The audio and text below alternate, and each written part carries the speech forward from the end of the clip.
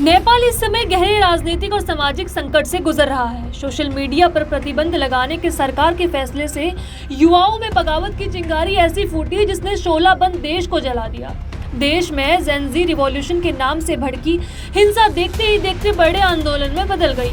प्रदर्शनकारियों का आरोप है कि सरकार अभिव्यक्ति की आज़ादी पर हमला कर रही है। भ्रष्टाचार और बेरोजगारी जैसे असली मुद्दों से जनता का ध्यान भटकाया गया।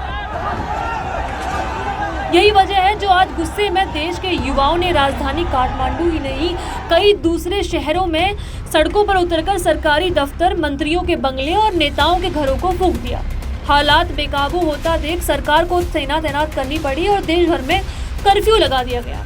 सरकारी आंकड़ों के मुताबिक इस हिंसा में अब तक 2 दर्जन से अधिक लोगों की जान चली गई है, वहीं सैकड़ों लोग घायल हुए हैं। इतना ही नहीं, नेपाल के हालात इतने बिगड़े कि प्रधानमंत्री को इस्तीफा देना पड़ा, लेकिन इसके बाद भी भड़की आग बुझने का नाम नहीं ले रही है। आपको बता दें कि नेपाल सरकार ने 4 सितंबर 2025 को फेसबुक, इंस्टाग्राम, व्हाट्सएप और एक्स, ट्विटर सहित 26 सोशल मीडिया प्लेटफॉर्म पर बैन लगा दिया गया था।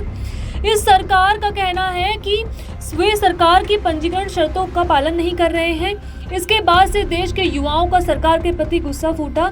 प्रदर्शनकारियों का आरोप है कि देश के नेताओं के बच्चे दूसरे शहरों में जाके मजे कर रहे हैं, लग्जरी लाइफ जीते हैं, लेकिन देश की जनता के पास 2 वक्त के खाने तक का इंतजाम नहीं है। जब सोशल मीडिया पर उनके खिलाफ आवाज उठाई गई तो उन्हीं को बैन कर दिया गया। ऐसे में नेपाल की जेल से करीब 6000 कैदी फरार होने की बात भी सामने आई है, जिनमें से 5 को भारत नेपाल सीमा पर पकड़ा गया है। इससे यह साफ है कि नेपाल में हुई अस्थिरता का असर पड़ोसी राज्य या देशों में पड़ सकता है। सीमा पार अपराध और घुसपैठ की आशंका बढ़ गई है। नेपाल की अस्थिरता न सिर्फ भारत बल्कि चीन और दूसरे अंतर्राष्ट्रीय खिलाड़ियों के लिए भी चिंता का विषय बनी हुई है।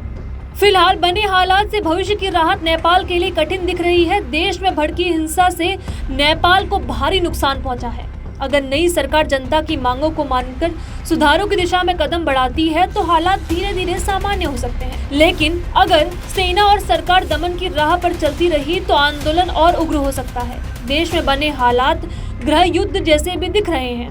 कुल मिलाकर नेपाल आज ऐसे मोड़ पर खड़ा है जहां यह कह पाना मुश्किल है कि देश सुधारों की ओर बढ़ेगा या फिर गहरे संकट में फंसता चला जाएगा।